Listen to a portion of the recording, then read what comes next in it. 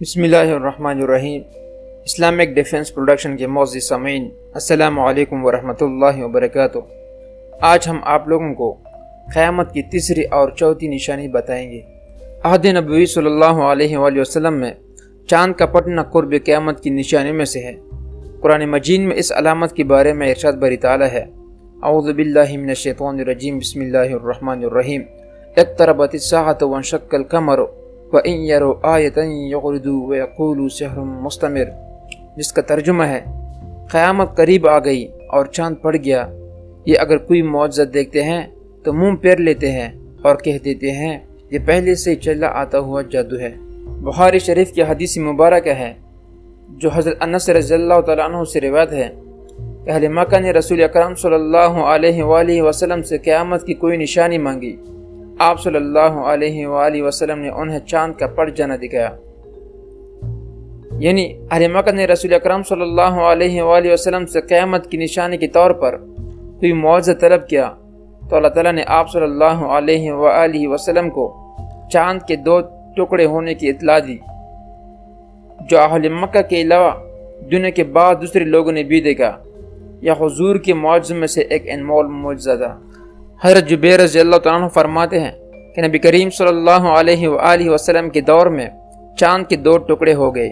ایک ٹکڑا ایک پہاڑ پر اور دوسرا ٹکڑا دوسرے پہاڑ پر گر گیا، اور لوگوں نے کہا کہ محمد صلی اللہ علیہ وآلہ وسلم نے ہم پر جادو کر دیا۔ قیامت کی نشانی نمبر 4، امیر المؤمنین کا قتل ہونا ہے۔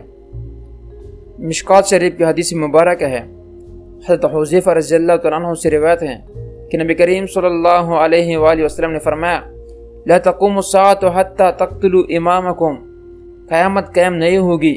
یہاں تک کہ تم لوگ اپنے امام یعنی امیر المؤمنین کو قتل کرو گے اور آپس میں ایک دوسرے کے ساتھ تلواروں سے جنگ کرو گے،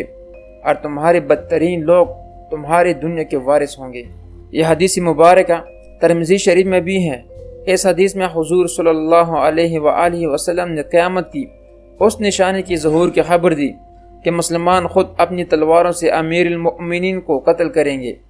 اور مسلمان آپس میں تلواروں سے جنگ کریں گے، اور دنیا کی دولت اور سلطنت و حکومت بدترین انسانوں کے ہاتھوں میں آ جائے گی۔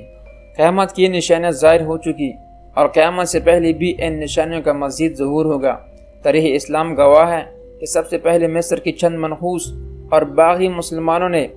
35 ہجری میں امیر المؤمنین حضرت عثمان غنی رضی اللہ تعالیٰ عنہ کو شہید کر ڈالا۔ پھر 40 ہجری میں بدنصیب عبد الرحمن بن ملجم کی تلوار سے امیر المؤمنین حضرت علی بن ابی طالب رضی اللہ تعالیٰ عنہ نے جام شہادت نوش فرمایا۔ پھر یزید کے دور حکومت میں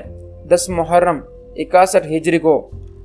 حضرت امام حسین رضی اللہ تعالیٰ عنہ کو کربلا کے میدان میں شہید کیا۔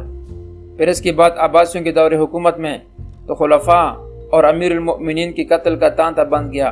اور مسلمانوں کی خانہ جنگی کا یہ عالم ہوا کہ امیر المؤمنین حضرت عثمان غنی رضی اللہ تعالیٰ عنہ کی شہادت کے بعد جو لڑائیوں کا سلسلہ شروع ہوا، ان کی نوبت یہاں تک پہنچ گئی کہ خاندان بنی امیہ کے کچھ بدترین انسانوں کے ہاتھ میں سلطنت کی باغ دوڑ آ گئی، اور بار بار خونریز لڑائیوں اور خانہ جنگیوں میں مکہ، مدینہ اور شام و عراق کے بے شمار مسلمانوں کی تلواروں سے قتل ہوئے، جو تاریخ اسلام کے وہ اوراق اہم ہے جن کے تصور سے ہی ایک دردمند اور حساس مسلمان لرزہ براندام ہو جاتا ہے۔ 63 ہجری میں یزید نے مسلم بن عقیل کو 20,000 لشکر کا سپہ سالار بنا کر مدینہ منورہ پر چڑھائی کا حکم دیا،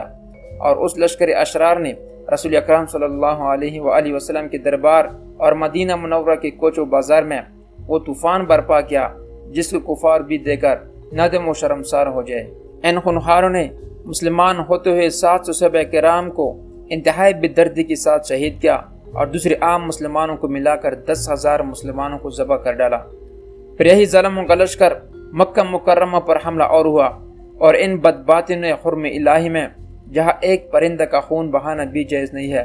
مسلمانوں کو قتل کیا اور خانہ کعبہ پر نجاست ڈلی۔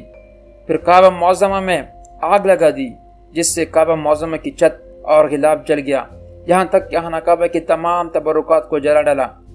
انہی تبرکات میں حضرت اسماعیل علیہ السلام کی فدیے میں قربان کیے ہوئے دمبا کی وہ سینگ بھی جل گئی جو سینکڑوں برس سے کعبہ مکرمہ میں بطور تبرک رکھے ہوئے تھے۔ پھر 73 ہجری میں بنو امیہ کے بادشاہ عبد الملک بن مروان نے حجاج بن یوسف ثقفی ظالم کے ساتھ ایک عظیم لشکر مکہ مکرمہ بھیجا، اور اس لشکر نے حرم الہی میں سینکڑوں مسلمانوں کو ذبح کر ڈالا، اور حضرت عبداللہ بن زبیر رضی اللہ تعالیٰ عنہ جو خلیفۃ المسلمین تھے، اور حضور صلی اللہ علیہ وسلم کی پھوپھی زاد بھائی حضرت زبیر ابن العوام جو جنتی صحابی کے فرزند اور امیر المؤمنین حضرت ابوبکر صدیق رضی اللہ تعالیٰ عنہ کے نواسے تھے، حجاج بن یوسف ظالم کی فوج نے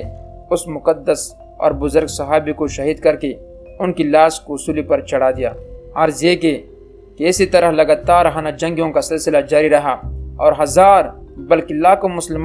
مسلمانوں کے ہاتھوں قتل ہوتے رہے۔ یہ تھی قیامت کی نشانی نمبر 4، اور تاریخ کے وہ اوراق تھے جس میں مسلمانوں ہی نے مسلمانوں کا قتل عام کر دیا۔ ہمیں بھی چاہیے کہ ان تمام حرکات سے باز رہیں جس سے مسلمانوں کا خون بہہ سکے۔